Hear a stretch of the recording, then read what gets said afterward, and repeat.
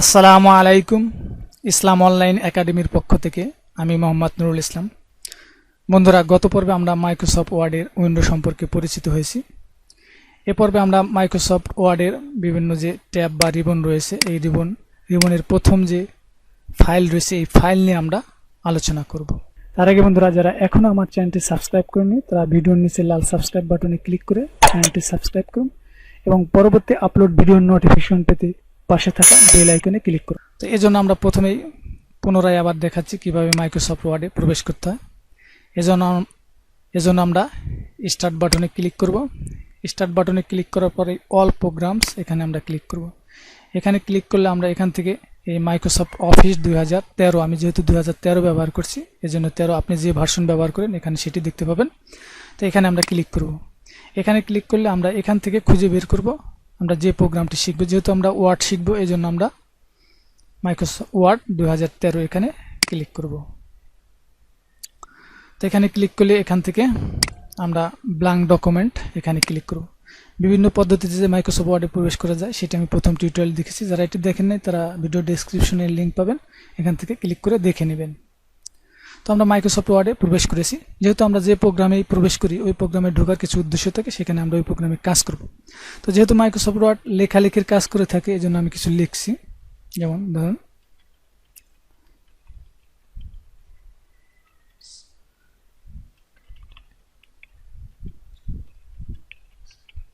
তো আমি এই লেখাটি লিখলাম। তো আপনার কাঙ্ক্ষিত লেখাটি লিখবেন। লেখার পর আমাদের কি কাজ করে, এটি সংরক্ষণ করতে হয়, অর্থাৎ সেভ করতে হয়, যাতে পরবর্তীতে আমরা এটা ব্যবহার করতে পারি। এজন্য আমরা সেভ করার একটি কমান্ড প্রয়োগ করার জন্য আমরা বিভিন্ন সিস্টেম, বিভিন্ন পদ্ধতি ব্যবহার করতে পারি। যেমন আমরা যদি এটিকে সেভ করার জন্য আমরা এই ফাইলে ক্লিক করব। ফাইলে ক্লিক করার পর এখানে দেখুন এই যে সেভ লেখা আছে, এখানে আমরা ক্লিক করলে আমরা এই ফাইলটি কোথায় সেভ করব সেই লোকেশন দেখিয়ে দিতে হবে। এই গেল একটি সিস্টেম। আবার দেখুন এই যে সেভ আইকন, এই সেভ আইকনে ক্লিক করার মাধ্যমে এই ফাইলটি আমরা সেভ করতে পারি। আবার দেখুন এটিকে কিবোর্ড শর্টকাট হচ্ছে কন্ট্রোল কি চেপে ধরে যদি আমরা এস প্রেস করি তাহলেও কিন্তু আমরা এই একই জিনিসটা আসবে। তো আমরা যে পদ্ধতি অবলম্বন করি এটি ব্যবহার করার জন্য আমরা এখানে কোথায় ফাইলটি সেভ করব এই লোকেশন দেখিয়ে দিতে হবে। এখানে যে এই মাই কম্পিউটারের অধীনে যে ডেস্কটপ আছে, এই ডেস্কটপে যদি আমরা সিলেক্ট করি তাহলে আমাদের ফাইলটা যে নাম দিয়ে সেভ করব এই যে এটিকে বলে ডেস্কটপ, আমি পূর্বেই দেখিয়েছি। তো এখানে এই ফাইলটা আমরা দেখতে পাবো। তো আমরা এই ডেস্কটপে সেভ না করে আমরা একটি ড্রাইভে আমার একটি নিজস্ব ফোল্ডার তৈরি করে তার মধ্যে এই ফাইলটি সেভ করব। এজন্য আমাদের এই মাই কম্পিউটার সিলেক্ট থাকা অবস্থায় আমরা এখানে ব্রাউজ বাটনে ক্লিক করব। তো ব্রাউজ বাটনে ক্লিক করলে দেখুন আমাদের এই যে এখানে যে কম্পিউটার ড্রাইভগুলো সবকটি এখানে শো করছে। তো এখান থেকে আমরা যে ড্রাইভে এই ফাইলটি সেভ করতে চাই সেই ড্রাইভটা আমি সিলেক্ট করব। তো সাপোজ আমি ধরুন এখানে আমি এই পার্সোনাল ড্রাইভটাই সিলেক্ট করলাম। এখানে আমরা যদি এই অবস্থায় আমরা এখানে দেখুন এই ফাইল নেমে আমরা যে নামটা দিব দিয়ে যদি আমরা সেভ করি তাহলে এই যে জি ড্রাইভের মধ্যে আমাদের এই ফাইলটি সেভ হবে। কিন্তু আমরা চাইতেছি যে এখানে একটা ফোল্ডার তৈরি করে ওই ফোল্ডারের মধ্যে এই ফাইলটি সেভ দেবো। এই জন্য আমরা এখানে একটি কীভাবে নতুন ফোল্ডার তৈরি করতে পারি, দেখুন এই যে এখানে নিউ ফোল্ডার আছে, এখানে ক্লিক করলে একটি নতুন ফোল্ডার হবে। অথবা আমি এখানে রাইট ক্লিক করে দেখুন এই যে নিউ এবং এই ফোল্ডার, এখানে আমি একটা নাম দিয়ে দেবো। সাপোজ আমি ধরুন আমার নামই দিয়ে দিলাম, তো ইসলাম এই নামটি দিলাম। এখন যদি সেভ দিই তাহলে কিন্তু এই ফোল্ডারের ভিতর সেভ হবে না, কারণ জি ড্রাইভের ভিতর সেভ হবে। এটির এই ফোল্ডারের ভিতর সেভ করার জন্য আমরা এটাকে ওপেন করবো, ডাবল ক্লিক করে ওপেন করতে পারি অথবা এটা সিলেক্ট করে ওপেন দিতে পারি। তাহলে দেখুন এই যে এখানে কিন্তু এখন ইসলাম আছে, দেখুন পার্সোনাল জি ড্রাইভের ভিতর ইসলাম। এখন আমার এই ইসলাম ফোল্ডারটা ওপেন আছে। এখন আমি এখানে যে কোনো নাম দেবো, দেখুন এখানে এই নামটি হাইলাইট অবস্থায় আছে, এটা আমরা মুছে দিই। এখন এই হাইলাইট অবস্থায় আমরা যে কোনো কি লিখলে এটা এই লেখাটা মুছে নতুন করে লেখা হবে। তো অথবা আপনি এটা সিলেক্ট করে লিখবেন। তো আমি এখানে নাম লিখলাম, সাপোজ ধরুন কি নাম লিখবো, তো আমি ফাইল নেম দিলাম কি নুরুল। দেওয়ার পর এবার যদি আমরা এখানে সেভ বাটনে ক্লিক করি বন্ধুরা আমাদের দেখুন এই ফাইলটি কিন্তু সেভ হয়ে গেছে। দেখুন এই যে টাইটেল বারে নুরুল ডকুমেন্ট এটা দেখা যাচ্ছে।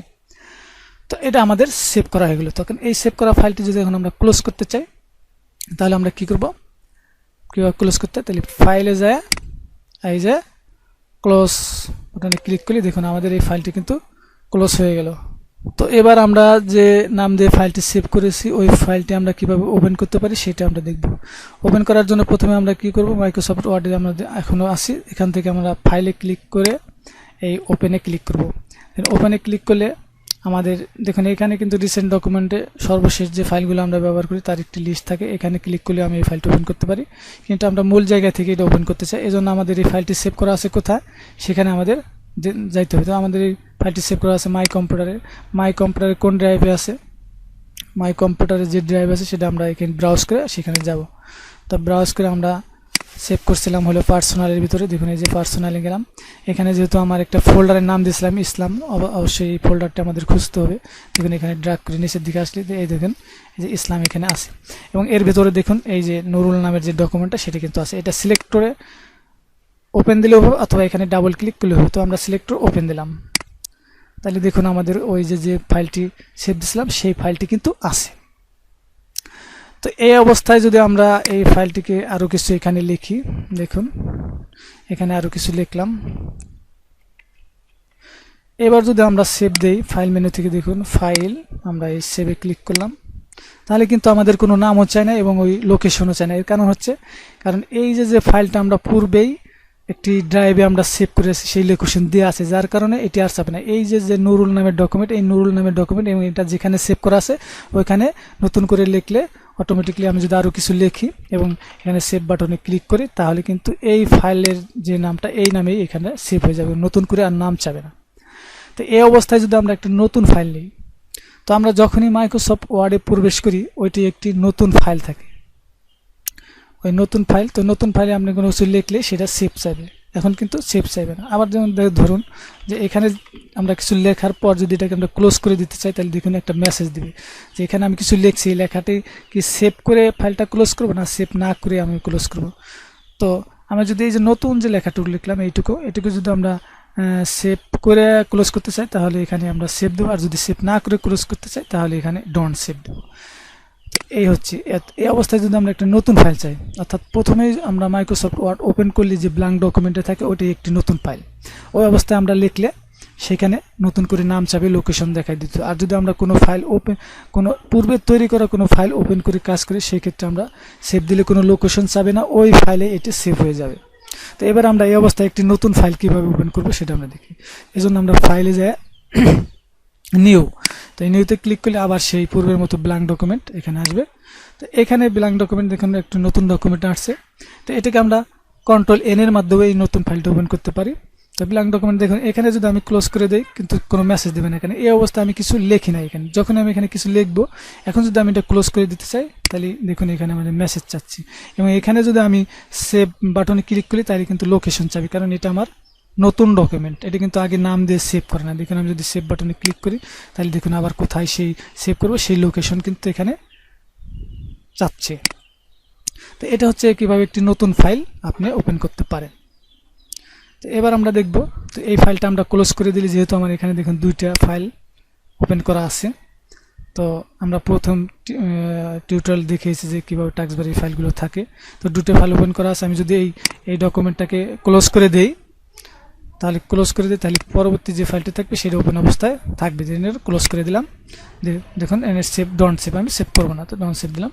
দেখুন আমার এই ফাইলটা কিন্তু আছে। আমি যদি এইটাও ক্লোজ করে দিই, তো বন্ধুরা এই যে ক্লোজ, এখানেও একটা ক্লোজ, এবং দেখুন এই যে একটা ক্লোজ, এটাও একটা ক্লোজ। এই ক্লোজ হচ্ছে আপনি পুরো মাইক্রোসফট ওয়ার্ড থেকে বের হয়ে যাবেন, আর এই ক্লোজটা দিলে আপনি মাইক্রোসফট ওয়ার্ডের যে ফাইলটা থাকবে সেই ফাইলটা ক্লোজ হবে, অর্থাৎ এই যে ফাইলটা আমি ওপেন করছি নুরুল নামের, সেই ফাইলটা ক্লোজ হবে। তো এবার আমরা দেখব এই সেভ অ্যাজ কমান্ডের কাজটা। তো সেভ অ্যাজ কমান্ড কি, এই জন্য বোঝার জন্য আমরা প্রথমে একটি ফাইল ওপেন করি। দেখুন ফাইল আমরা কন্ট্রোল ও দ্বারা ওপেন করি, বিভিন্ন পদ্ধতি দেখানো হয়েছে। কন্ট্রোল ও, তো ওপেন করব আমরা। দেখুন এখানে আমার ডেস্কটপে একটি ফাইল আছে, ওই ফাইলটা আমি ওপেন করব। তো এখান থেকে দেখুন ডেস্কটপে এই যে আমার এই যে দেখুন হায়দার নামে একটি ফাইল আছে, এই ফাইলটা আমরা ওপেন করলাম। দেখুন এই যে এই ফাইলটা, এখানে তথ্য আছে কি, অর্থাৎ এই ফরম্যাটটা আমার দরকার, এই ফরম্যাটটা যেমন পদের নাম, এই যে এইগুলো কিন্তু আমার চেঞ্জ করার দরকার না, এগুলো সবই একই থাকবে। এই যে এখানে নাম, পিতার নাম, এগুলো আমার চেঞ্জ করার দরকার নাই, কিন্তু আমার চেঞ্জ করার দরকার কি, এই যে নামটা কি হবে, পিতার নাম, এই তথ্যগুলো চেঞ্জ করার দরকার। সেক্ষেত্রে আমরা মনে করুন লিখে আমি এখানে ধরুন এখানে আমি লিখছি, এটাকে আমরা এই সিলেক্ট করে আমরা যদি এখানে লিখে আমার নাম, এটা আমি একটু জুম করে বড় করে দেখাচ্ছি, যে একটু জুম বড় করে দিলাম, এখানে আমি লিখলাম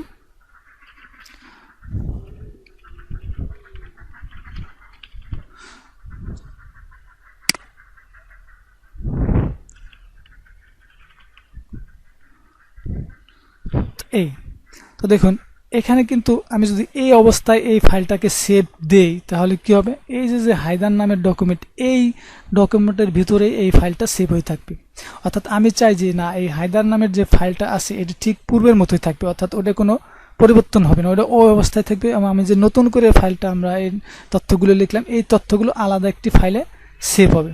তো এই অবস্থায় যদি আমি সেভ দিয়ে দিই তাহলে কিন্তু আর ওটা আমি পূর্বের অবস্থায় ফিরে পাবো না, অর্থাৎ হায়দার নামে এটা এই নামেই সেভ হয়ে থাকবে। তো এই অবস্থায় ফিরে পাওয়ার জন্য আমরা কি করলাম, সহজেই আমরা এই লেখাগুলো না লিখে এই ফরম্যাটগুলো রেখে শুধুমাত্র নাম চেঞ্জ করার মাধ্যমে এই ফাইলটা আমার করে দেবো। এই জন্য আমরা কি করবো, এখানে কোনো সময় সেভ দেবো না, এটাকে আমরা সেভ অ্যাজ করবো। তো দেখুন আমি সেভ অ্যাজ করছি, এই ফাইলে যায় এখানে দেখুন এই যে সেভ অ্যাজ আছে, এখানে আমরা ক্লিক করবো।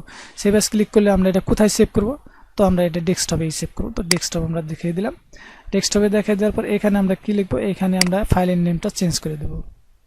এখানে ফাইলের নেমটা চেঞ্জ করতে হবে, নাহলে কিন্তু ওই অবস্থায় সেভ হয়ে থাকবে। তো ফাইলের নেমটা চেঞ্জ করে আমি দিলাম বাংলায় হচ্ছে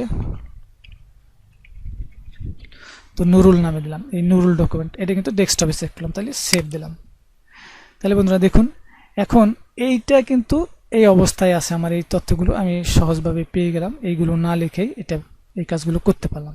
তো এই অবস্থায় যদি এখনো দেখুন আমি যে হায়দার নামের যে ফাইলটা আছে সেটি কিন্তু ওই অবস্থায় আছে। দেখুন আমরা যে ফাইলে ওপেন, তো ওপেনে গিয়ে আমরা যেহেতু এটাও কি ডেস্কটপে আছে, তো আমরা ডেস্কটপে গেলাম।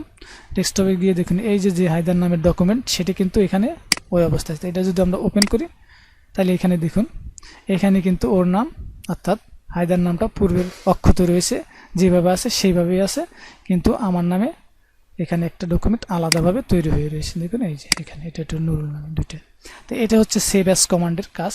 এটার মাধ্যমে খুব সহজেই আপনার কোনো আগের ফরম্যাটিং ঠিক রেখে অন্য একটি নামে এটি আপনি সেভ করি। এটা বিভিন্নভাবে তৈরি করতে পারেন, এটা আপনি ওই ফাইলটাকে কপি করে একটি নতুন নাম দিয়ে করতে পারেন বিভিন্ন পদ্ধতিতে। এই একটা সিস্টেম আমি দেখালাম সেভ অ্যাজ কমান্ডের মাধ্যমে। তো এটা আমরা ক্লোজ করে দিই, ফাইল ক্লোজ।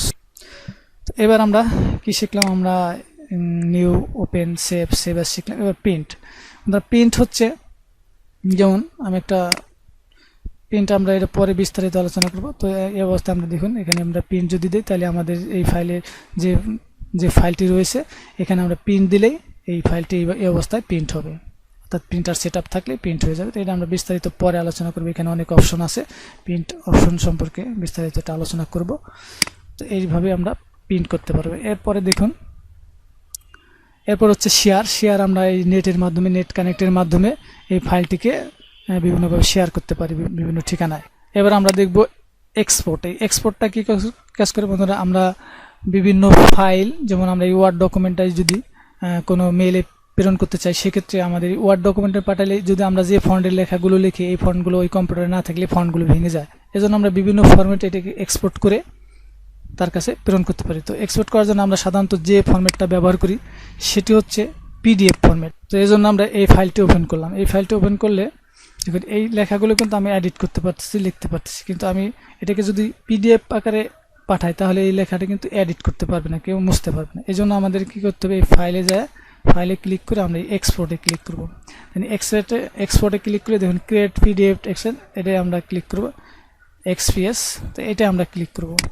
তো এখান থেকে ক্লিক করার মাধ্যমে এখানে আমরা যদি পাবলিশ দেই তাহলে কিন্তু এই ফাইলটি আমার পিডিএফ ভাবে এক্সপোর্ট হয়ে যাবে। এবার আরেকভাবে করতে পারেন, আপনি ফাইলে যায় এক্সপোর্টে ক্লিক করলে দেখুন এখানে এই যে চেঞ্জ ফাইল টাইপ, এখানের মাধ্যমে আমরা কোন ফরম্যাটে করব সেটা আমরা দেখুন বিভিন্ন ফরম্যাট আছে, এই ফরম্যাটগুলো আপনি এই ফরম্যাটের ফাইলগুলো আপনি করতে পারেন। তো এইগুলো একটা পদ্ধতি। এটা আর একটা পদ্ধতি আছে, সেটি হচ্ছে আমরা ফাইল সেভ এজের মাধ্যমে করতে পারি। দেখুন ফাইল এই সেভ এজ, তো সেভ এজের মাধ্যমে করতে পারি। সেই ক্ষেত্রে আমরা সেভ এজ এটা আমরা কোথায় সেভ দেবো, আমরা ডেস্কটপে সেভ দেব। তো দেখুন সেভ এজে ক্লিক করলে দেখুন এখানে যে নামটা দেবো আমি সেই নামটাই থাকি, এবং এখানে দেখুন সেভ অ্যাজ টাইপ, এই সেভ অ্যাজ টাইপ থেকে আমরা যে ফরম্যাটে করবো সেটা আমরা এখানে সিলেক্ট করবো। এখানে দেখুন আমরা এই যে পিডিএফ পাবো, দেখুন এই যে পিডিএফ। তো এই পিডিএফ সিলেক্ট করে আমরা যদি সেভ বাটনে ক্লিক করি এটা ডেস্কটপে হিসেবে, তো দেখুন এটা পূর্বে একটা এই যে হায়দার নামে আছে, তো আমরা এটা 1 দিলাম, এখানে ফাইল নেমটা চেঞ্জ করে দিলাম 1, তো হায়দার 1 নামে দিলাম। এবার যদি আমরা সেভ বাটনে ক্লিক করি তাহলে কিন্তু এটা পিডিএফ হবে। দেখুন এটা কিন্তু আমি কোনো কিছু ডিলিট করতে পারবো না, কিবোর্ডে কোনো কিছু লিখলেও লেখা হবে না, এবং এটা আমরা ডিলিটও করতে পারবো না। তো এইভাবে আমরা ফাইলটাকে এক্সপোর্ট করতে পারি বিভিন্ন ফরম্যাটে চেঞ্জ করে এক্সপোর্ট করতে পারি। তো এটা ক্লোজ করে দিলাম। তো এবার যে কাজটা আছে অ্যাকাউন্ট ক্লোজটা আমরা দেখছি বিভিন্নভাবে ক্লোজ করি। এবার অ্যাকাউন্ট, তো অ্যাকাউন্টটা হচ্ছে যে আমাদের যদি মাইক্রোসফট অ্যাকাউন্ট থাকলে সেই ক্ষেত্রে আমাদের এই অ্যাকাউন্ট যদি ক্রিয়েট করা থাকে তাহলে এখানে সাইন ইন করব। সাইন ইন করলে দেখুন এখানে আপনার এই যে নাম এবং কিছু সুবিধা অর্জন করা যায়। তো এটা নেটের মাধ্যমে দরকার, সেই ক্ষেত্রে আমরা দেখব। তো এরপরে যে সর্বশেষ অপশনটা অপশনস, এই অপশন থেকে আমরা বিভিন্ন কাজ করতে পারি বন্ধুরা। এই অপশনের মাধ্যমে দেখুন আমরা এটা আজকে বিস্তারিত আলোচনা করব না, যেহেতু আমরা অল্প কিছু দেখাবো। দেখুন আমরা প্রথমেই যেমন এখানে আমরা প্রথম যে টিউটোরিয়াল দেখেছিলাম সেটা ভার্টিক্যাল স্ক্রল বার আমরা দেখাচ্ছি যে উপরে নিচে যাওয়া যায়, কিন্তু আমরা যদি দেখুন এটা আমরা জুম বড় করছি, এখন আমার কিন্তু এই পাশের লেখাগুলো দেখা যাচ্ছে না। তো এই অবস্থা এই অপশনটা চালু আছে দেখুন। এই যে এই অপশনটা আমরা প্রথমে যেদিন দেখাছিলাম সেটি কিন্তু ছিল না, দেখুন এখন কিন্তু এখানে চালু হয়ে গেছে। এই হরিজন্টাল স্ক্রল বারটা কিন্তু চলে আসছে, এখন কিন্তু নাই, অর্থাৎ এটা বড় করলে। তো এটা কিন্তু আমি প্রথম যে টিউটোরিয়াল দেখেছিলাম সেটি কিন্তু ছিল না। তো এইটা আমরা কিভাবে অ্যাড করতে পারি, কিভাবে বাদ দিতে পারবি, এইটা আমরা অপশন থেকে অনেক কাজ করতে পারি।